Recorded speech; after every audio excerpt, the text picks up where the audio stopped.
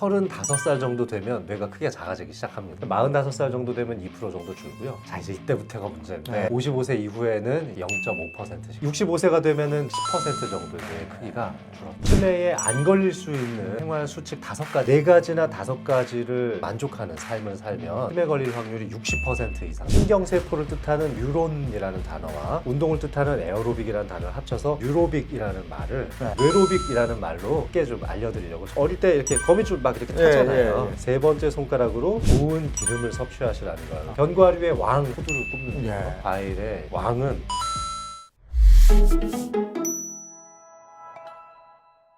오늘 아주 특별한, 아주 핸섬한 의사 선생님이 이 자리를 빛내주시기 위해서 나왔습니다. 제가 생각하기에는 대한민국 현존하는 의사 중에 가장 잘생긴 분이 이분이 아닌가 싶습니다. 여러분이 너무 좋아하시는 장민호 원장님과 함께 얘기 나누겠습니다. 어서 오세요. 네, 안녕하세요. 네, 병원 잘 되죠? 너무 과분한 소개를 해주셔서 네, 병원이요.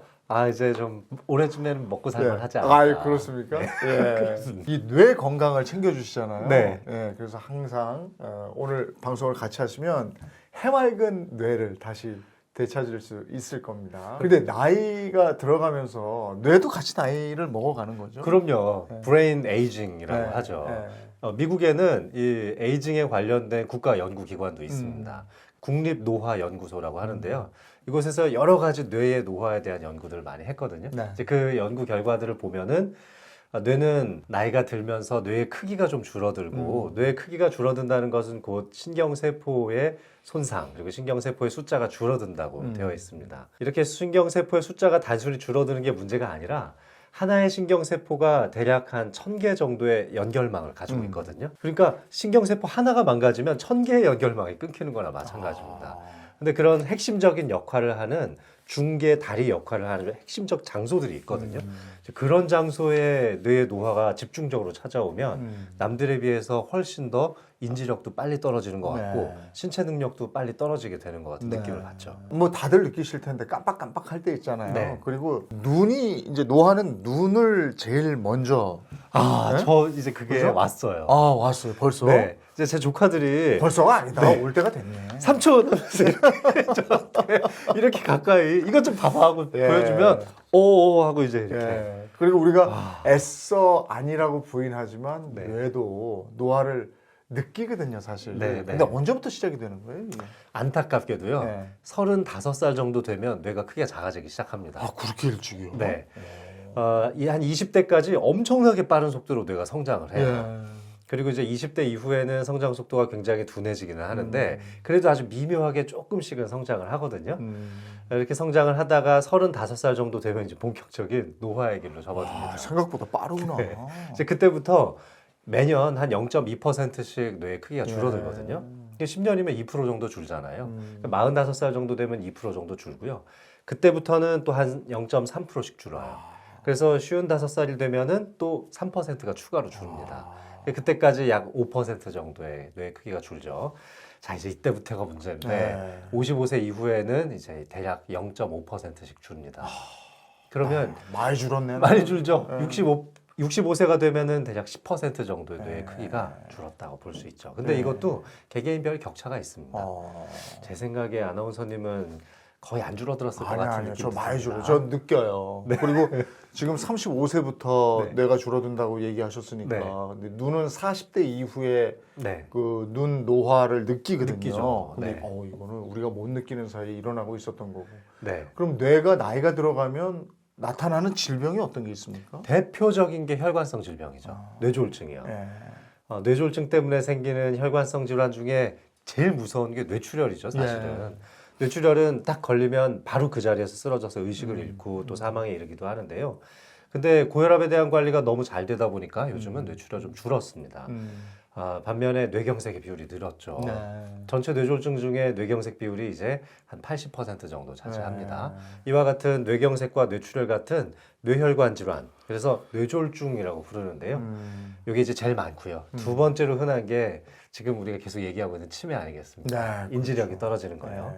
그리고 운동신경 쪽에 장애가 심각하게 찾아오는 파킨슨병도 이제 노화성 질환의 하나입니다.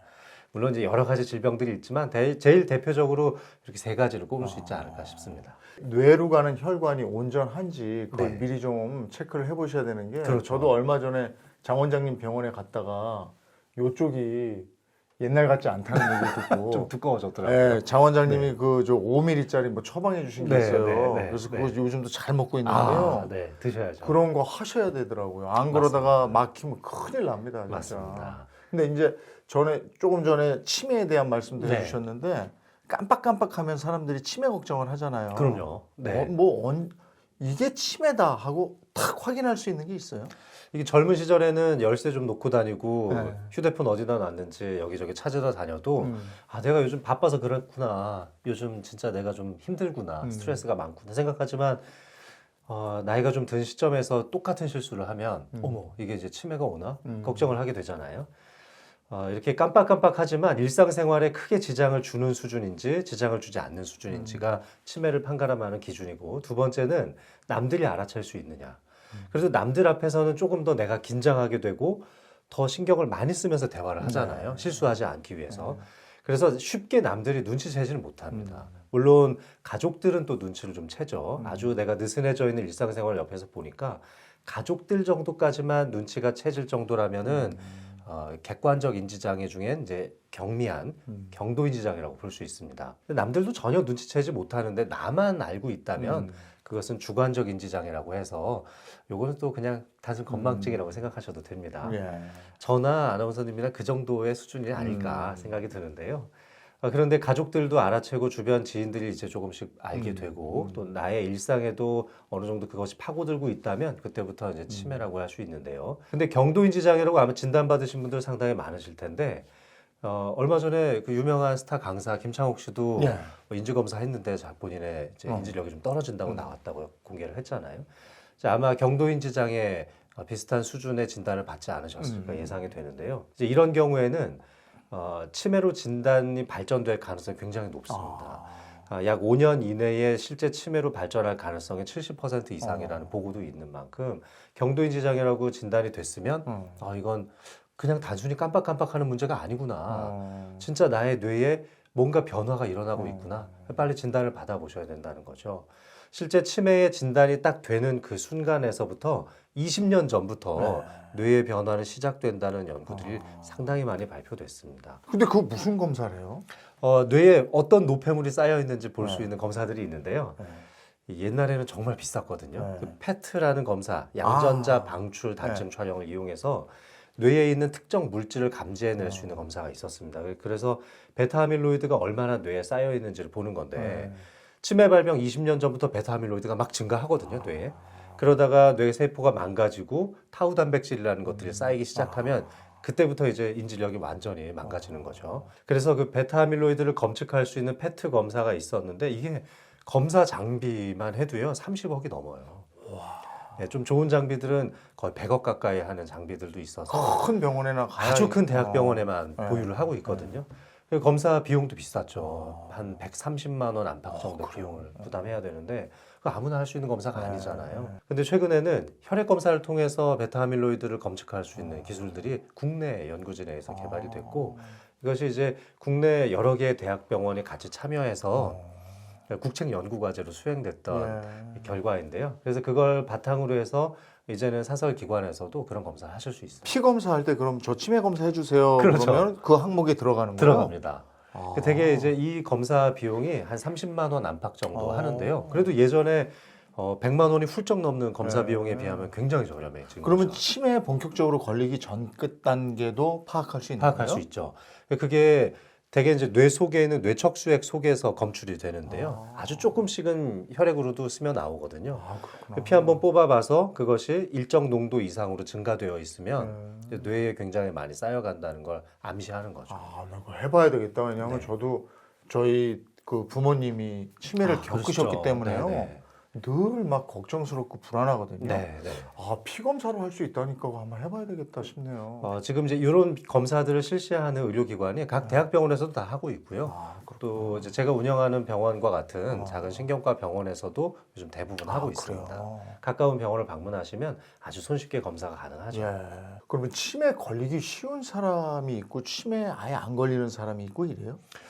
지금 그 미국 국립노화연구소에서 굉장히 여러 가지 펀드를 이용해서 많은 연구들이 진행되고 있는데요. 시카고에서 했던 그 노화와 건강에 관련된 아주 대규모 연구가 있었습니다. 이 연구들을 보면은 치매에 안 걸릴 수 있는 생활 수칙 5가지에 대해서 얘기해 주기도 했었거든요. 뭐 운동 많이 해라, 네. 술, 담배 많이 하지 말아라, 그다음에 지중해식 식단을 하고 뇌를 좀 많이 써라 이런 얘기들이죠. 근데 이 5가지 행태 중에서 4가지나 5가지를 내가 만족하는 삶을 살면 치매 그렇지 않은 사람들에 비해서 치매 걸릴 확률이 60% 이상 낮아진다는 연구 결과도 있었고요. 여기에 2-3가지만 만족해도 그러니까 이 중에 2가지만 해도 약 30% 정도 치매 발병률이 낮아지거든요. 운동 많이 하시잖아요. 예, 운동 등산 좋아하죠. 굉장히 예. 좋아하시고요. 또 예. 긍정적인 성격의 소유자시고 술, 담배 안 술은 하시지만 좀, 담배 안 하시죠. 예, 예. 자, 운동 많이 하고 담배 안 하시니까 벌써 2개 된 겁니다. 네. 그러니까 이미 30%는 이제 먹고 들어가신 거고요. 아. 거기에 이제 뭐 뇌를 좀 많이 쓰는 직업군이 계시니까 그것도 한 가지 된 거고 절주 그러니까 헤비 드링커라고 표현을 하는데 그건 아니에요. 그건 아니시잖아요. 예, 예. 그러면 뭐 최소 4가지 이상은 만족하셨으니까 60% 이상 안정권에 들어갔다고 볼 수 아이고, 있습니다. 그나마 다행이네. 게다가 이제 80세나 90세 정도가 될 때까지도 20, 30대 못지않은 좋은 기억력을 유지하는 분들이 있습니다. 이런 분들은 이제 슈퍼 에이징 피플 또는 이제 센테니움이라고 부르기도 하는데요.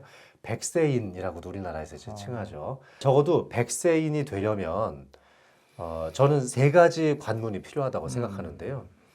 40대에서 50대에 지나가야 되는 관문은 관절입니다.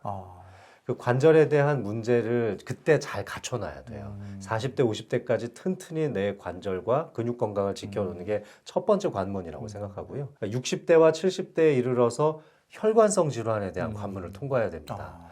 그래서 혈압이나 고지혈증, 당뇨, 또 부정맥 같은 위험 요소들을 잘 관리하는 게 이게 2번째 관문이고요.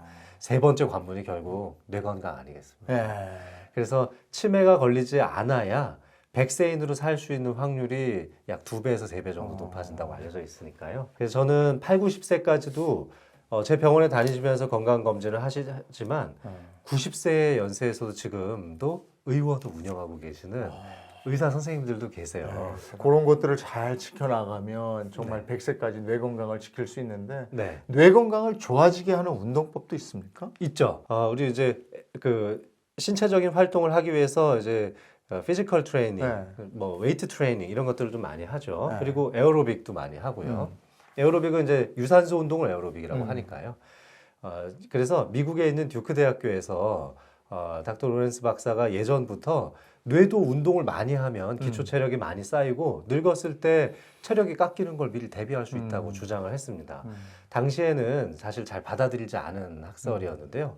뇌도 계속 성장을 할 수 있다는 이론적 배경이 쌓이면서 열심히 노력하면 60세, 70세, 80세까지도 계속 뇌를 발달시킬 수 있다는 게 지금은 확인이 됐거든요. 그런 데에서 착안을 해서 이 신경세포를 뜻하는 뉴론이라는 단어와 운동을 뜻하는 에어로빅이라는 단어를 합쳐서 뉴로빅이라는 말을 그분께서 창시를 해서 듀크 대학에서 이런 활동들을 많이 했습니다. 그래서 제가 이제 그걸 좀 카피했죠. 그래서 뇌를 뜻하는 이제 뇌, 그다음에 에어로빅 해서 뇌로빅이라는 말로 제 국민들에게 많이 쉽게 좀 알려드리려고 전파를 하고 있습니다. 이름 좋다. 뇌로빅. 네. 그래서 제가 간단한 뇌로빅 동작들을 좀 많이 소개해드리고 있는데요. 그 예전에 제가 아나운서님 진행하시는 행복한 아침에 나가서도 이런 동작들 좀 가르쳐 준 적이 있었죠. 이거 어렵더라고요. 네, 같은 방향으로 엄지나 새끼를 이렇게 쏠리게 하고 또 반대 방향으로도 이렇게 해서 잘하시는데 난 너무 어려워가지고. 네, 그래서 엄지와 새끼 손가락을 이렇게 번갈아 가면서 같은 방향으로 천천히 보시면서 하시면 돼요. 보시면서 이렇게 주먹을 엎어서 하셔도 되고요. 네, 편한 만만치 않아요, 방향대로 이거. 네 이렇게 나를 바라본 상태에서 하셔도 좋습니다. 그냥 손목이 편한 방향에서 하시다 보면은 저처럼 좀 빨리 하실 수도 연습하시면 있습니다. 좀 빨라지니까요. 처음에 빨라지죠. 굉장히 어색해요. 맞습니다. 양손을 좀 다르게 쓰는 거잖아요. 이 동작을 좀 응용한 여러 가지 동작들이 있는데 자 오늘 좀 업그레이드된 거 몇 가지 알려드리자면요. 네모 만들기 한번 해볼까요? 네모? 네. 주먹을 이렇게 쥔 상태에서요. 검지 손가락과 새끼 손가락을 이렇게 펼치면 네, 이렇게. 네, 이렇게. 네, 이렇게 네모가 만들어지죠. 네. 자, 이제 손가락을 바꿔서 아 이걸 야, 헷갈린다. 이렇게 하고 네. 이렇게 하고 그렇죠. 엄지와 새끼 손가락을 반대쪽으로 바꿔주시면 만만치 않아. 만만치 않죠. 만만치 않아. 네, 그래서 이렇게 네모를 번갈아 가면서 만들어주는 건데요. 사실은 아까 전에 알려드렸던 그 엄지 새끼 손가락 동작에서 검지 손가락으로 바꾼 것뿐이에요.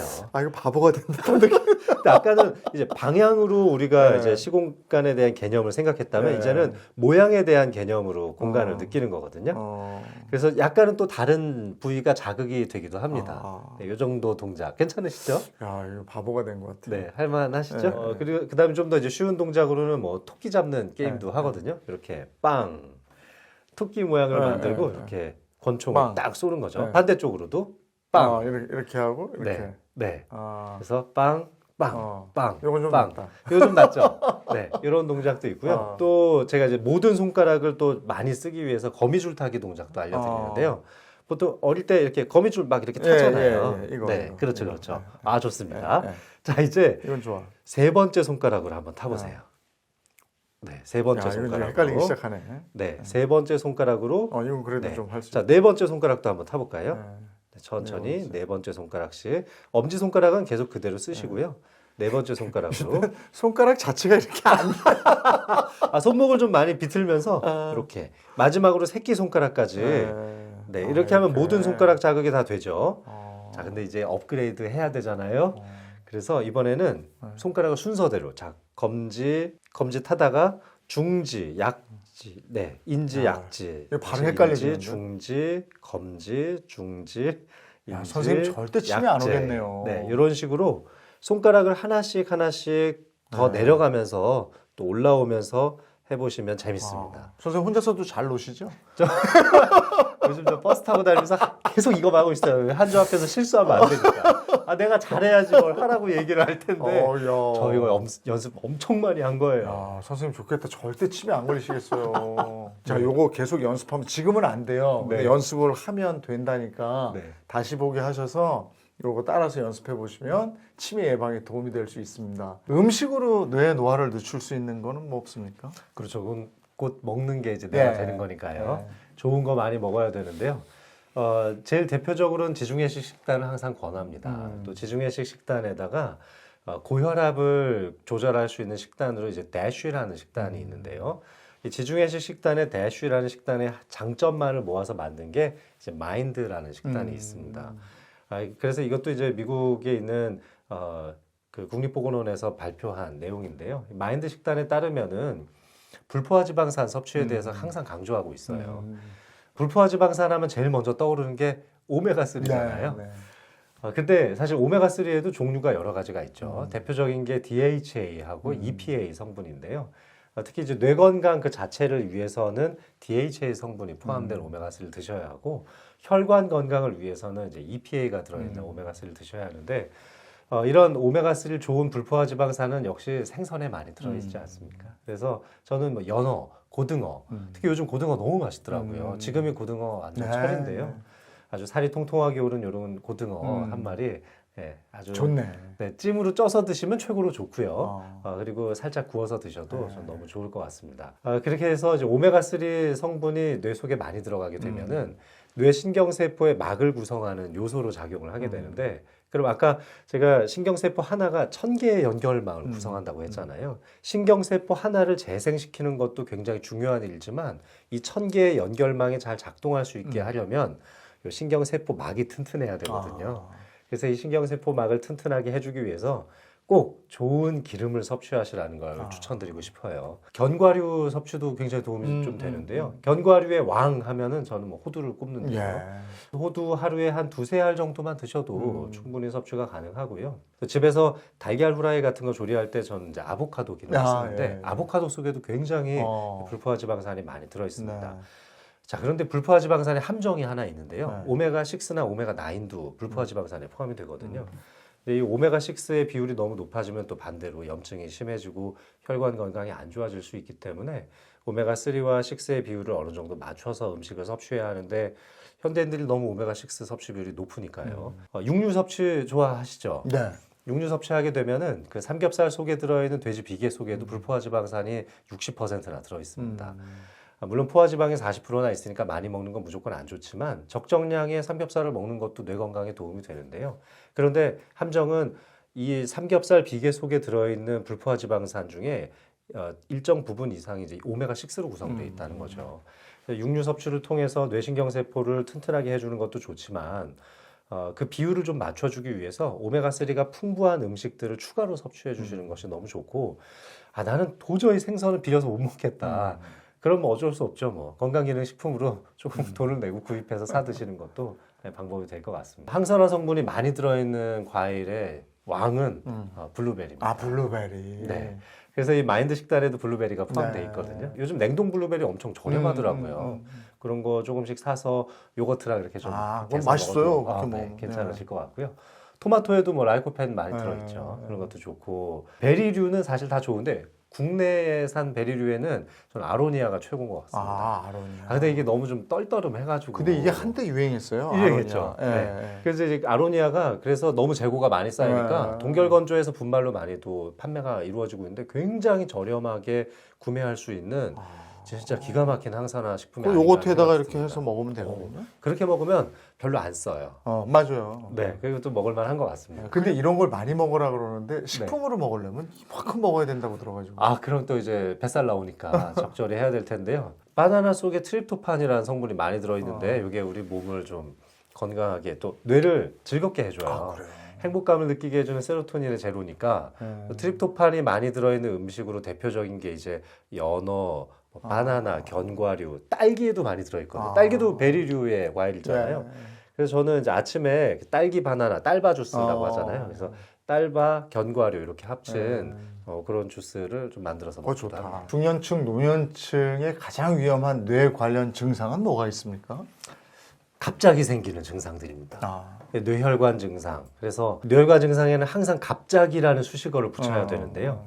그래서 이 갑자기 한쪽 팔다리에 마비가 온다거나 갑자기 말이 좀 어눌해지는 현상들 이런 것들이 혈관성 뇌손상을 의미합니다. 혈관이 터지면 뇌출혈이라고 하고요. 혈관이 막히는 것을 뇌경색이라고 합니다. 이 심장에 가는 관상동맥이 막히는 걸 심근경색이라고 하죠. 경색이라는 용어는 항상 막힐 때 쓰게 되는데요. 뇌출혈과 뇌경색의 비율은 지금 약 19%대 81% 정도로 뇌경색의 비율이 단연코 많아졌습니다. 65세 이상 고령층 중에 약 70% 이상이 고혈압 약제를 드시고 계시거든요. 그 덕분에 뇌출혈이 많이 줄었다고 생각을 합니다. 그래서 전체적인 뇌졸중의 발생 빈도는 상당히 줄어들기는 했습니다만 그래도 여전히 뇌경색 발병 비율이 굉장히 높고 저는 이 뇌경색이 진짜 그 두려운 존재라고 생각하는 게 곧바로 사망으로 이어지지 않는 것이 어떻게 보면 다행이기도 하지만 다른 한쪽 측면에서는 오히려 불행이기도 합니다. 내가 굉장히 심각한 후유증을 안고 거동도 제대로 못하는 채로 계속 연명만 하고 있다면 나에게도 가족에게도 사회적으로도 큰 손해거든요. 뇌경색 때문에 거동이 불편해지시는 분들이 약 3분의 1 정도 됩니다.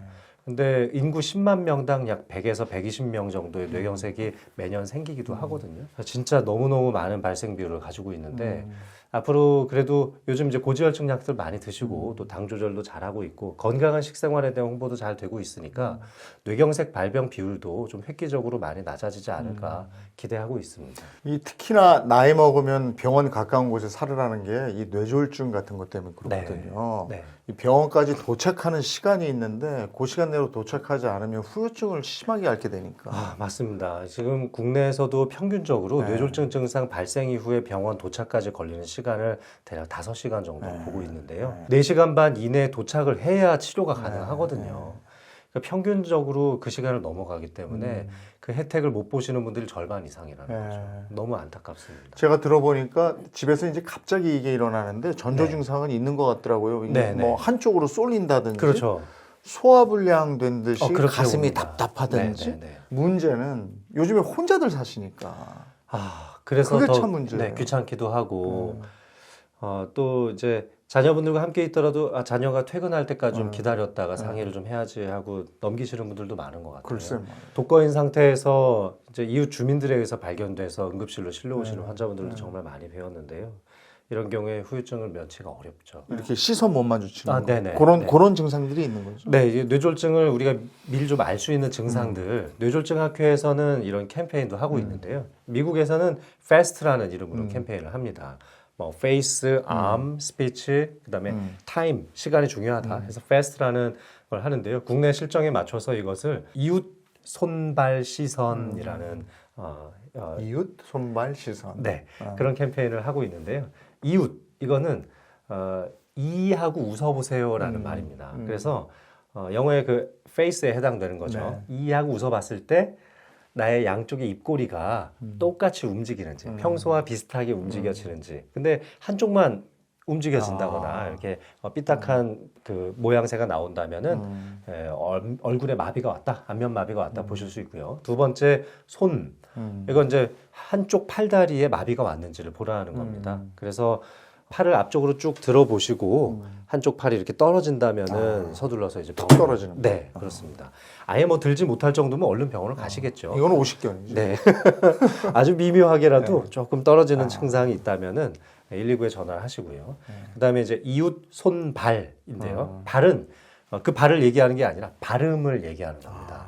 그래서 스스로 말을 좀 해보시면 돼요. 노래를 좀 불러보셔도 좋고 간단한 단어들 뭐 동해물과 백두산이 이렇게 불러봐도 되죠. 했을 때 발음이 마치 술에 좀 취한 사람처럼 뭐 동해물과 백두산이 이런 식으로 나쁘게 발음이 된다면 발음 장애, 구음 장애가 있다는 거고 바로 또 신고를 하셔야 되죠. 자, 이웃 손발까지 알아봤는데요. 마지막에 시선입니다. 시선은 내가 정말 말 그대로 시선을 맞출 수 있느냐.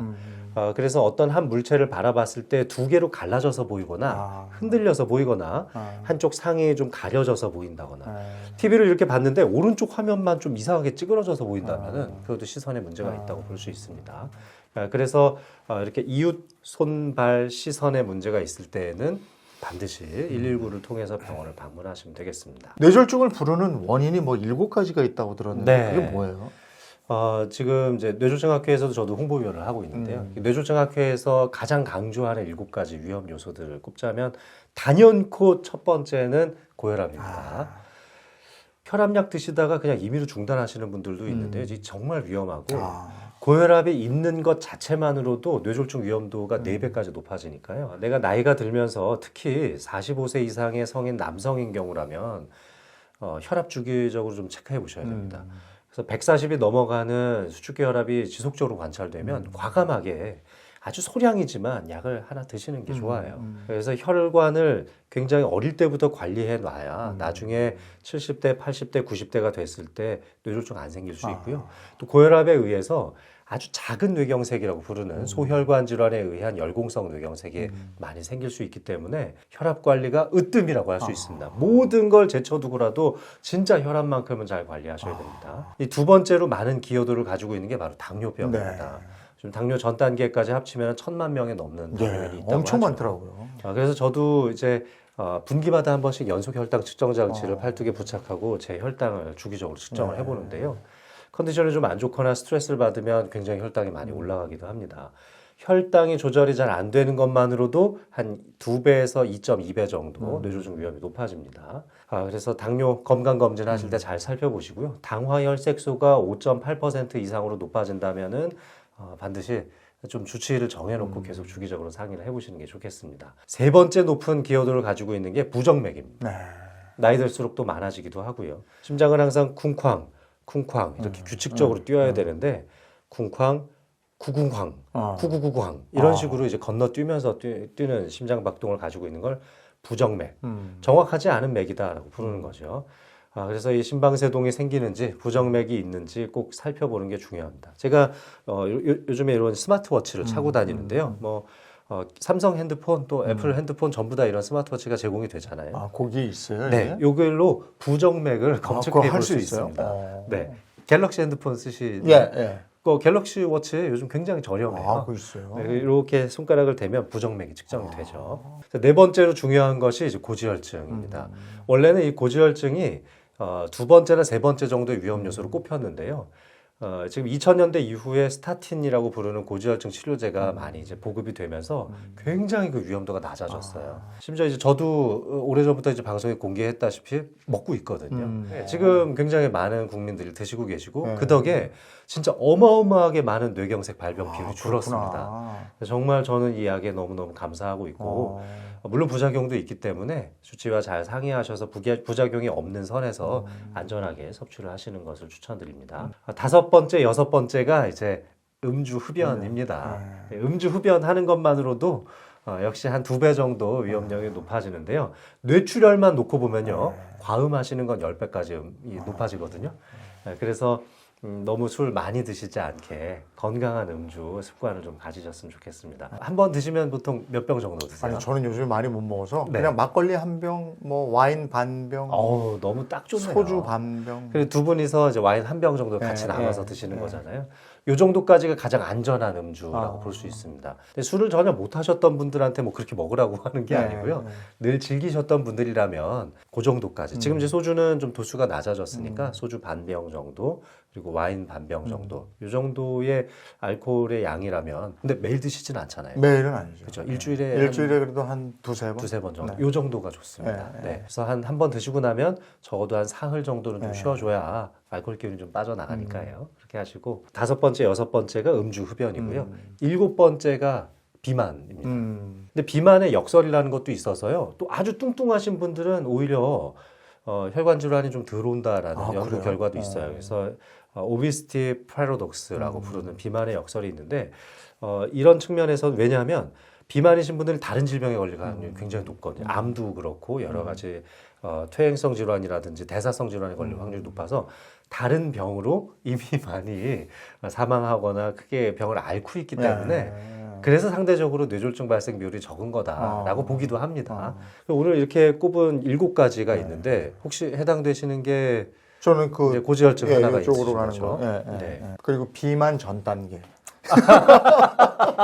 근데 과체중. 그렇게 산을 다시고 허벅지가 보통이 아니신데. 과체중 늘 나오고요. 그렇습니까? 근데 이게 저 뇌졸중 아마 지금 같이 방송 보시는 분들 네. 중에 걱정인 분들 많으실 텐데 네. 두통 같은 게 많이 올 때가 있잖아요. 네. 한쪽 편두통도 오고 이러는데 네. 그게 혹시 뇌졸중으로 갈까 봐 걱정하는 분들도 있거든요. 사실 젊은 연령대에서 겪지 않았던 새로운 종류의 두통이 정말 강력하게 찾아오면 병원을 방문하셔서 MR을 많이 찍죠. 제가 이제 대학에 근무할 때였는데 28살 되신 이제 남성분이셨는데요. 이분이 두통이 만성적으로 있었던 거예요. 근데 그 두통을 그냥 대수롭지 않게 방치하다가 어느 날 갑자기 굉장히 극심한 두통으로 이제 발전을 해서 병원에 와서 MRI를 찍어봤더니 뇌동맥 꽈리가 터진 걸 확인할 수 있었습니다. 다행히 당시 대처가 굉장히 빨랐어요. 그래서 코일 시술을 통해서 잘 막아주었고 후유증 없이 퇴원을 할 수 있었습니다. 근데 비슷한 사례로 20대 초반의 여성 환자분이 한 분 있었는데 이분은 그 피임약 복용을 꽤 오랜 세월 동안 했었고 펜터민이라고 하는 식욕 억제제를 복용하기 시작한 지 6개월 정도 되신 분이었거든요. 근데 이제 피임약도 혈전 발생 가능성이 높아지거든요. 근데 이 펜터민 계열의 식욕 억제제도 혈전 반응 가능성이 굉장히 높아집니다. 두 가지를 이제 동시에 섭취한 게 6개월이 넘은 거죠. 혼자 살고 있었는데 아침에 자고 일어났는데 왼쪽 팔다리가 움직여지지 않았던 거예요. 그래서 간신히 119에 신고를 해서 저희 병원으로 오셨는데 그 서울의 상경에서 혼자 살고 있었는데 부모님께는 알리지도 못하고 2달간 병원에서 입원 치료를 했는데 끝끝내 휠체어를 타고 퇴원을 하게 됐고 마지막에는 결국 이제 부모님한테 제가 이제 연락을 드려야 한다. 혼자서는 감당이 안 된다. 그래서 오빠분께 연락이 닿아가지고 오빠가 와서 이제 요양병원으로 전원을 한 사례가 있었는데요. 이런 안타까운 사례들도 있지만 또 열심히 재활치료하면은 좋아지기도 합니다. 뇌졸중이 내가 지금 뭐 어떤 단계인지 알아보려면 검진을 해야 될 텐데 그 건강검진이나 이럴 때 뭘 받아야 됩니까? 건강검진 하실 때 일정 비용을 추가하시면 MRI 촬영을 추가할 수 있거든요. 그래서 60세가 넘으신 분이라면은 MRI와 MRA를 다 찍어보시는 걸 추천드립니다. 조직을 볼 수 있는 MRI, 또 혈관을 볼 수 있는 MRA 이렇게 두 가지를 같이 찍어보시고요. 그 이전 세대라면은 혈관을 보는 검사를 하는 걸 저는 추천을 드립니다. 그래서 MRA 촬영만 해봐도 도움이 좀 되죠. 이전 세대에서는 사실 뇌의 노화나 퇴행적 변화는 별로 없기 때문에 MRI는 뭐 별로 이렇게 권하지는 않는데요. 하지만 이제 당뇨를 가지고 있다거나 당뇨나 고지혈증 같이 있거나 이렇게 위험 요소를 2가지 이상 가지고 있으면 둘 다 찍어보는 게 좋기도 합니다. 그리고 찍어보면요, 그 뇌 안에 이렇게 좀 희끗희끗하게 변하는 게 보이기도 하거든요. 퇴행적 변화이기도 하고 고혈압에 의한 소혈관 질환에 시작되는 전조일 수도 있는데요.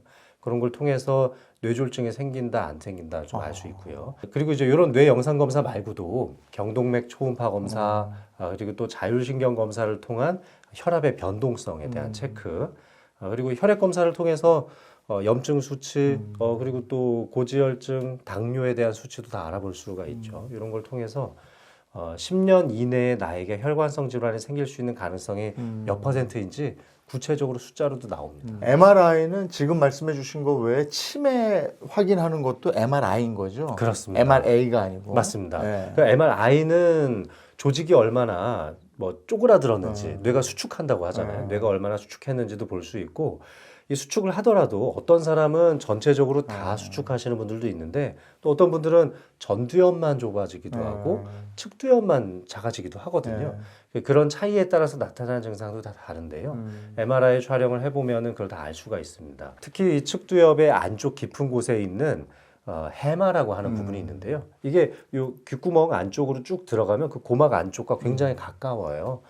그 해마라는 부분에 노화가 많이 찾아오고 경화가 된다고 하는데 MRI 촬영을 했을 때 하얗게 그쪽이 좀 변하기도 하고 또 크기가 많이 작아지는 특성을 찾는다면 알츠하이머 치매가 찾아오는 전조를 볼 수 있습니다. 반면에 이제 MRA는 혈관을 보는 건데 혈관을 딱 봤을 때 경동맥에서부터 뇌로 가는 혈관 3개를 볼 수 있거든요. 그래서 앞쪽, 가운데, 뒤쪽으로 가는 이 3개의 주요한 혈관에 각각 동맥경화가 있는지 터질 만한 흔적이 존재하는지 아주 세세하게 살펴볼 수 있습니다. 네. 근데 MRI 검사는 지금 의료보험이 안 되죠?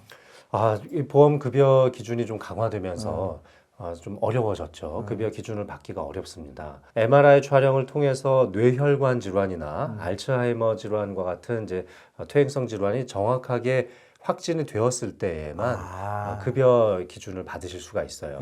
즉 급여 기준을 받게 되면은 그러면 이제 MRI 총 촬영 비용의 3분의 1 정도만 부담하셔도 되기 때문에 비교적 저렴한 비용으로 검사가 가능하죠. MRI 하나만 찍는다면 한 20만 원 정도, 그리고 두 가지를 다 찍는다면은 한 4, 50만 원 정도의 비용으로 촬영도 가능한데요.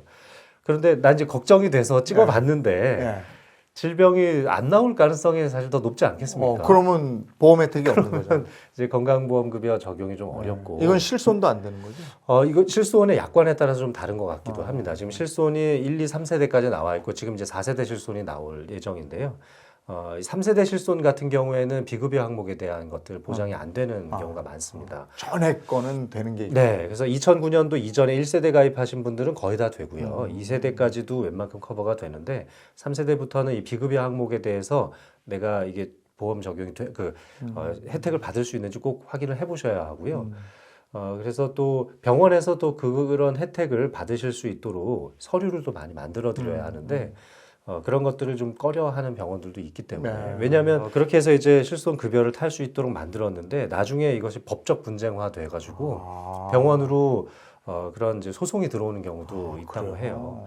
이제 그런 것들에 대한 법적 분쟁에 휘말리기가 싫으니까 아예 저희 병원은 그냥 건강검진만을 목적으로만 찍습니다 하고 실손은 해당이 안 된다 이렇게 하시는 분들도 있는 것 같습니다.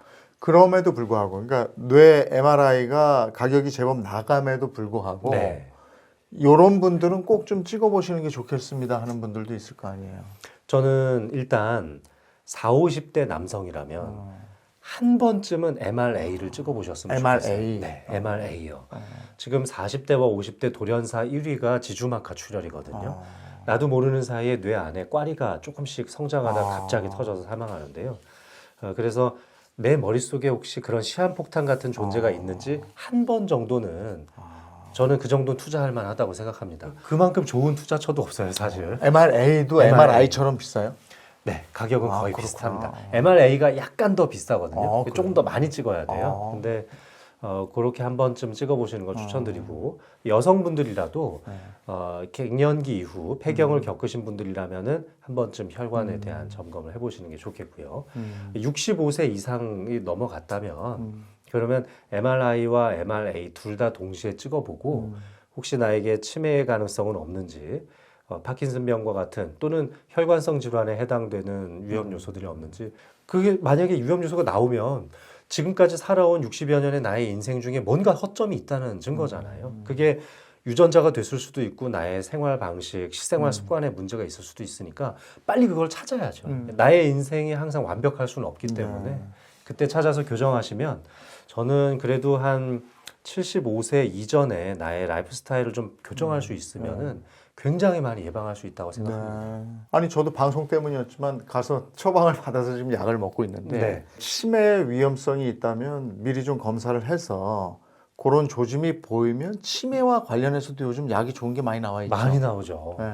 지금 미국 FDA 승인을 받았던 아듀카누맙이라는 약이 심혈관계 발생 비율이 높아진다 해서 퇴출이 됐죠. 그런데 레카네맙이라고 하는 또 신약이 새로 나왔고 이것은 굉장히 효과가 좋은 것으로 나와 있습니다. 그래서 아마 올해 안에 국내에도 도입이 될 거라고 예상이 되는데요. 기존에 발표되었던 여러 가지 약들은 결국 뇌 기능을 어느 정도 보존하는 데 그치는 수준이라면 이제는 노폐물을 배출해서 뇌를 조금 더 시간을 거슬러 갈 수 있는 개념의 치료제들도 나오고 있으니까 어떻게 해서든지 이 좋은 약들의 혜택을 볼 때까지 버티셔야 된다고 생각을 합니다. 그러니까 미리 좀 알면 혜택을 볼 수 있으니까. 그럼요. 알겠습니다.